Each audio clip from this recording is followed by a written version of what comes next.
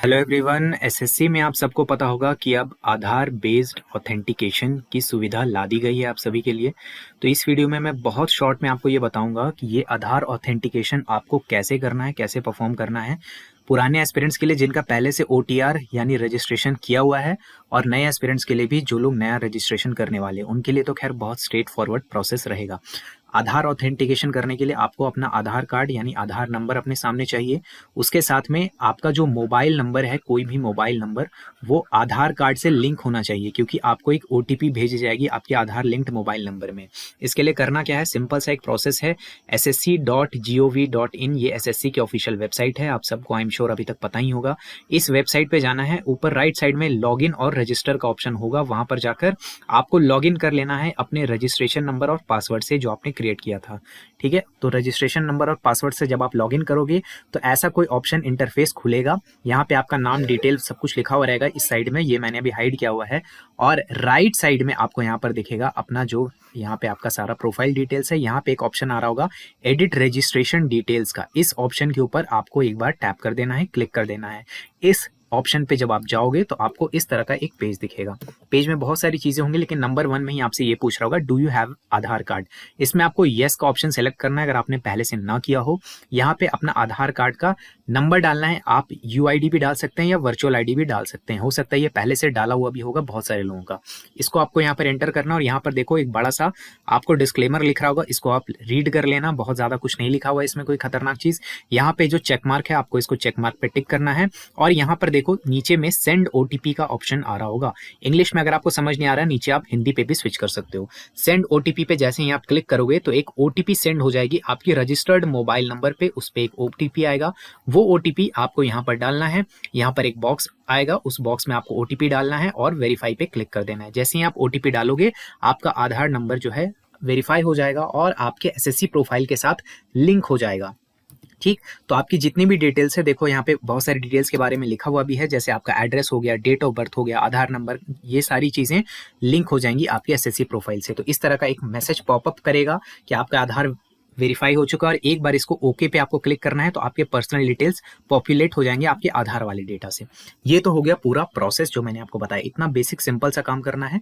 अब जो नए एस्पिरेंट्स हैं जो पहली बार ओटीआर बनाएंगे यानी रजिस्ट्रेशन करेंगे जो पहली बार इस बार, उनको डायरेक्ट पहला ऑप्शन ही यही दिखेगा। जैसे ही वो रजिस्टर पे क्लिक करेंगे सारी चीजें बेसिक जो फॉर्मेलिटीज होती है, ईमेल आईडी वगैरह ऑथेंटिकेट करने के बाद ये वाला ऑप्शन ही आएगा। तो यहीं पे आपको सिंपल सा करना है, ये वाला प्रोसेस आपको डायरेक्ट फॉलो करना है। ठीक, ये है नए पुराने दोनों एस्पिरेंट्स के लिए। अब मैं थोड़ी सी बात कर लेता हूं कि क्या ये मैंडेटरी है, नंबर 1, और नंबर 2 किनको ये काम कर लेना चाहिए और किनको नहीं करना चाहिए। सबसे पहले ये मैंडेटरी है या नहीं है? ये मैंडेटरी बिल्कुल नहीं है।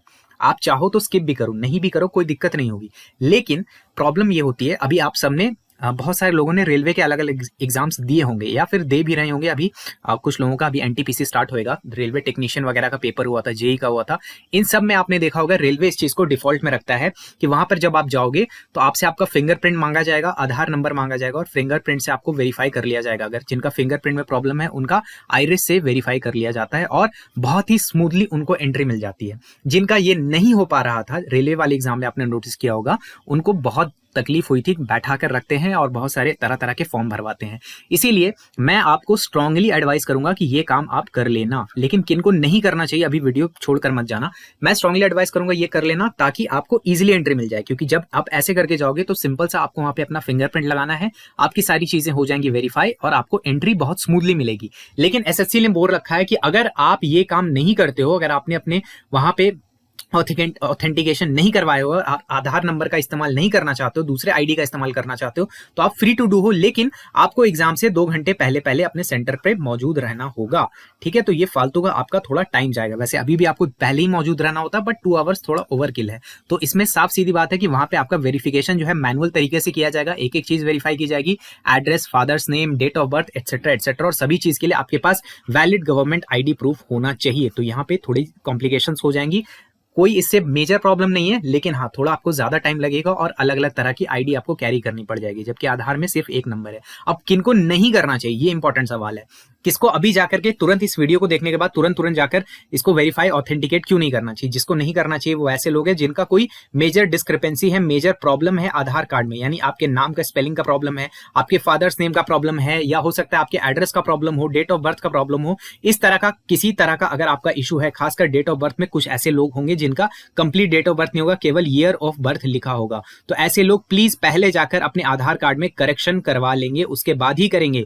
हड़बड़ा के ये काम नहीं करना है। आपको अगर सीजीएल का एग्जाम देना है तो सीजीएल अभी समय है, आपको 1 महीने का टाइम दे रहा है, 1 महीने में आप आराम से करेक्शन करवा सकते हो। करेक्शन करवा लो, उसके बाद ऑथेंटिकेट करना, ठीक है? अदरवाइज कोई प्रॉब्लम भी हो सकती है। हालांकि आगे चल के भी अगर आप करेक्ट करवा लोगे एग्जाम से पहले पहले तो इशू नहीं आएगा, बट मैं यही बोलूंगा कि हड़बड़ा के ये काम मत करना, लेकिन ज्यादातर लोग इस काम को कर लीजिएगा, आपको बहुत फायदा होगा। जीके जीनियस बैच, जिसमें आप जीके की तैयारी कर सकते हो केवल 100 आवर्स में रिकॉर्डेड लेक्चर्स के थ्रू, उसका प्राइस अभी केवल 199 रुपीज का हो गया है।